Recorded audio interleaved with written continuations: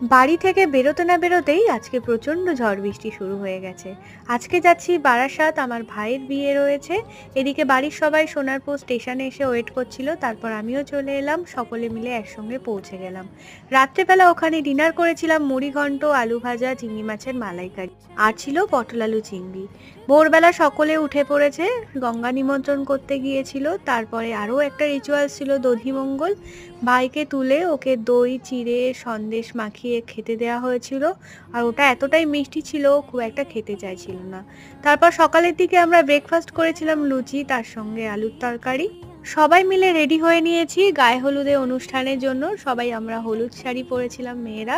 তারপর কনের বাড়ি থেকে সকলে চলে এসেছে ওকে আশীর্বাদ করার জন্য। এইদিকে কাকুও ওকে আশীর্বাদ করলো।